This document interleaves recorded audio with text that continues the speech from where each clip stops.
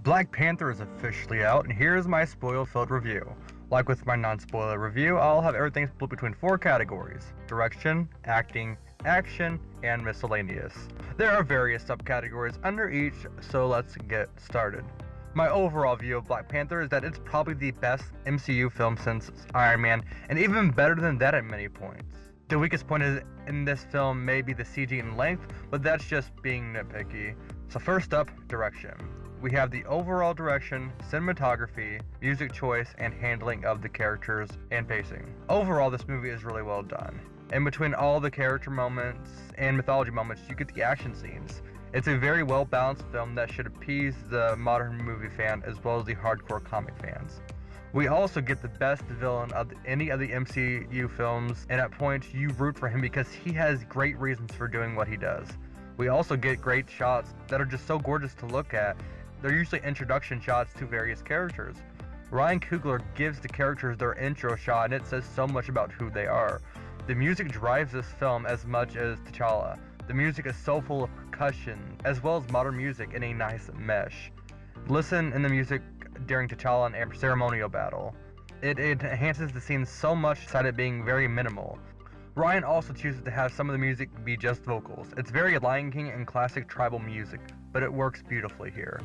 As for the characters, everyone has their moment to shine. Every character also has their own mini arcs of sorts. There's not always a solid beginning, middle, and to some of the minor characters, but there's still a through line for most of them. Now for the acting.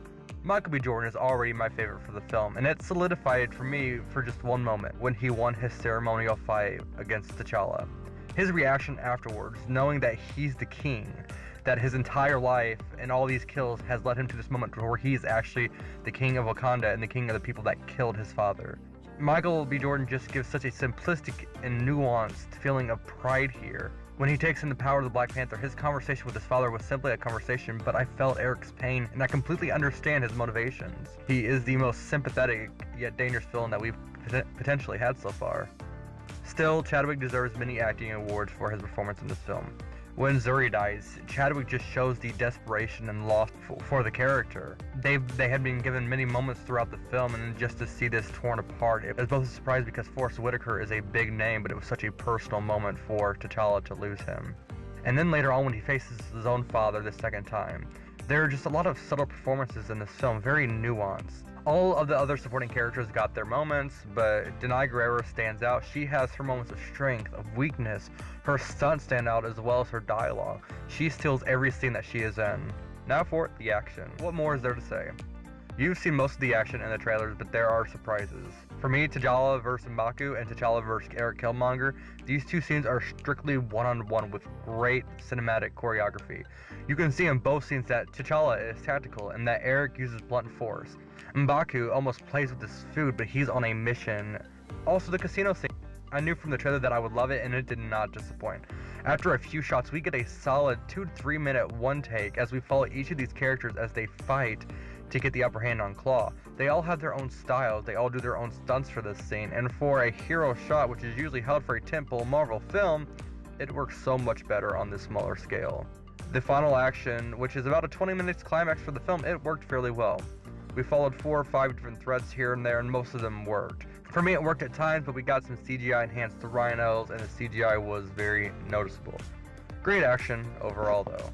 Now let's head to the miscellaneous section, where I'm going to have my favorite moments, least favorite moments, and final thoughts. Favorite moments is the first frame. Like, Marvel has done some interesting animation moments in a few of their films, such as Ego in The Guardians, or the openings of Thor 1 and 2. But this one is great. Everything looks sandy, and we go from the beginning of the universe where vibranium comes to Earth all the way, and then we just go all the way through time. We see slavery, the world wars, and then modern Earth. It is an incredible sequence through and through, and I loved it. I also love Michael B. Jordan's entrance to the movie, which features him and Claw robbing a museum. He had some of his best quips and one-liners, and it established himself as a character who hates a lot about how he and fellow black people are treated, but he's also determined and smart. A great and memorable moment. As for least favorite moments, the CGI, which I had mentioned towards the end, were very noticeable, and the underutilized Angela Bassett. There isn't much to hate here, and for final thoughts, be prepared. There are at least 3 major character deaths in this film, and they each individually surprised me. I won't mention them here because that's more than just a scene detail, but be prepared. They were surprising, but they were for a purpose. They moved the story along. I would honestly rate Black Panther as the best of the MCU, despite how great I think that Iron Man was.